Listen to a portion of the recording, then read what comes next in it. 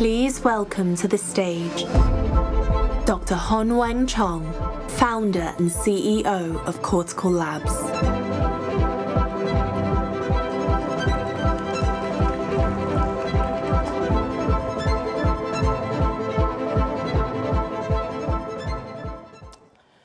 Good morning, everyone.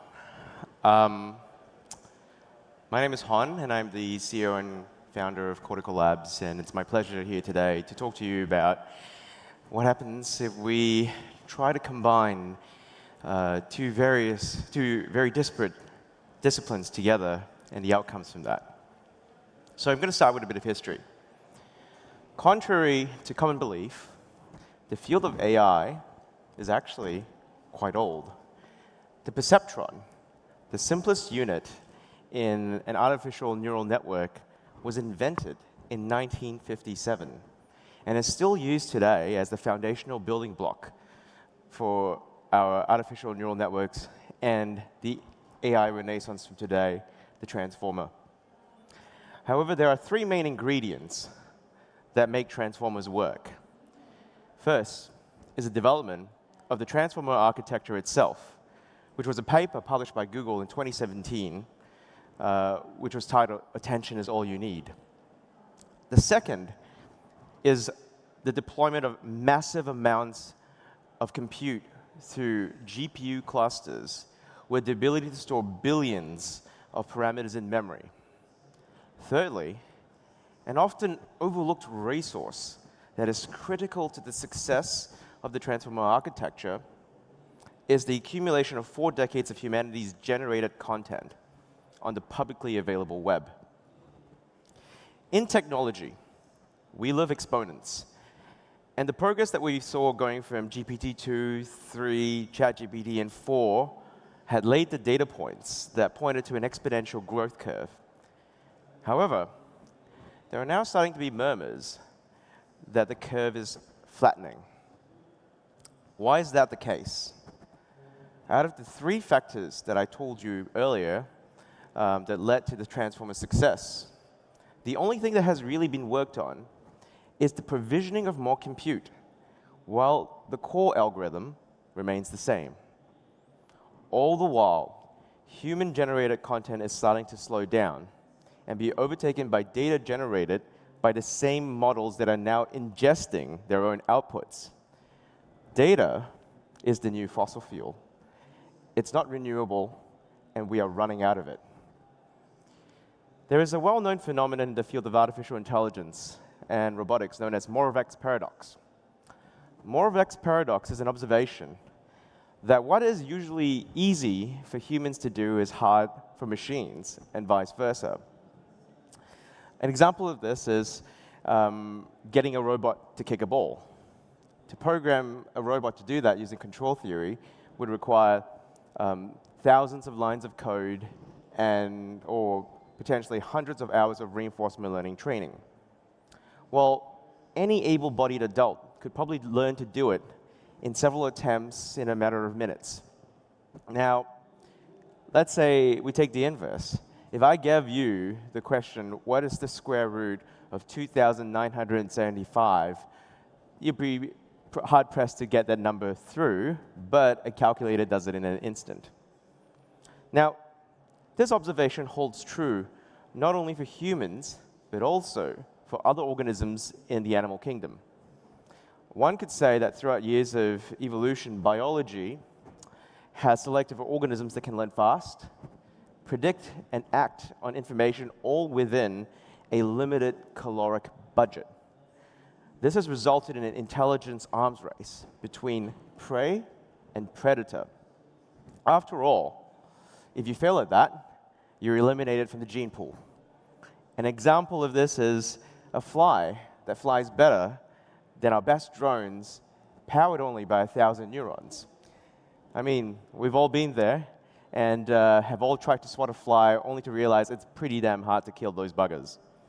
So, question is, what allows for biology's success at creating generalized intelligence? The answer to that is that evolution of the neuron. Now, neurons are incredible cells. There are thousands of dendrites act like antennae that pick up signals from other neurons.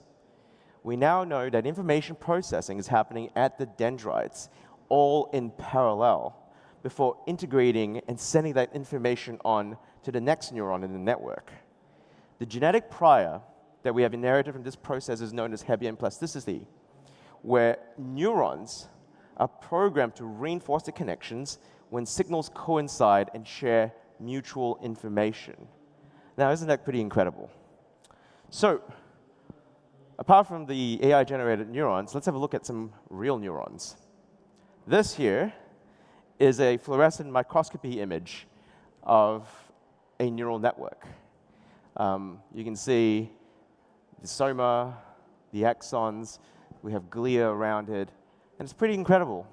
If you look at it, you may be mistaken for thinking it's a bit of a NASA Hubble Space Telescope image of a nebulae. Now this is more interesting. This here is a scanning electron microscopy image of a neural network that is grown into silicon. You can see an axon running across here. You can see the grooves of the electrodes. These are about 10 microns in pitch. And the level of detail we get from scanning electron microscopy showing the integration of neurons into silicon is incredible. Now, right now, each one of us has a brain that is consuming only about 20 watts of energy. In my lab, we grow biological neural networks of about 800,000 to 1 million neurons. And we've estimated that they only consume about 10 to the minus 4 watts of energy. That's about 1 microwatt of energy. And this is in biochemical form. This energy efficiency is important because currently, our best GPU, the B200, consumes at least 6,000 watts of energy, and at least 1,000 of that is converted into heat, which needs to be dissipated somehow. Ilya Skutskova, the former chief scientific officer at OpenAI, once remarked that in order to get to AGI using our current approaches, we may need to cover the planet in solar panels and data centers. Now, this is a question we have to ask ourselves. Is this the price that we're willing to pay to get to AGI? Now, as I mentioned earlier as well, data is now a non-renewable resource. This is even more of a problem for applications that require data that cannot be autoregressed. What do I mean by that? Autoregression is essentially next token prediction. That is what's used for large language models. By predicting the next token in the sequence, the large language model is able to understand the semantics of how all the words are linked together.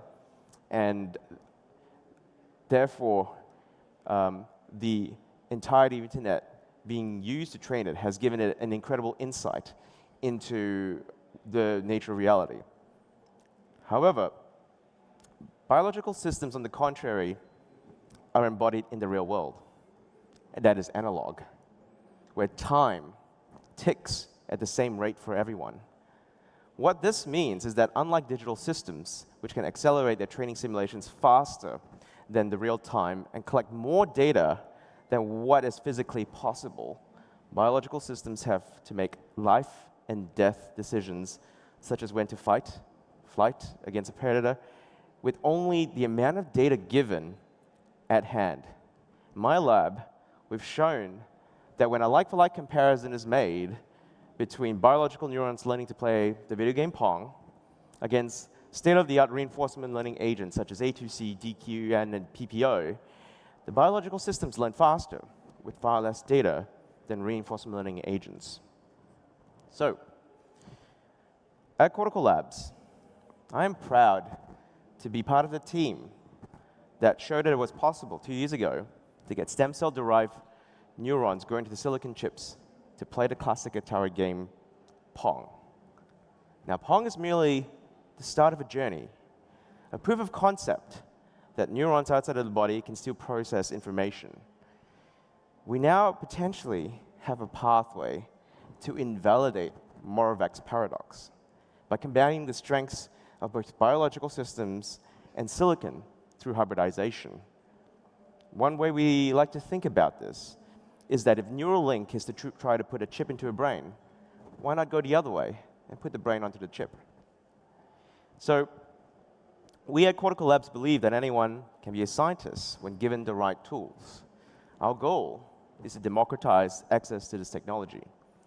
Learning from what it took to get Pong to work, my team has been hard at work building the CL1, a biological computer that combines an artificial life support system with state-of-the-art, low-latency, closed-loop, multi-electrode array systems with high-level programming access through remote APIs using JavaScript and Python. I'm excited that we will be publishing our API specification at our NeurOps workshop in December. And if anyone happens to be in Vancouver, please feel free to come by and have a look. And finally, we will be building and launching the CL1 next year at Mobile World Congress in Barcelona. Final plug, I'm running a panel discussion on synthetic intelligence later at 3:30 at the Fireside Chat. So please do come by, and thank you very much for your attention. Bye.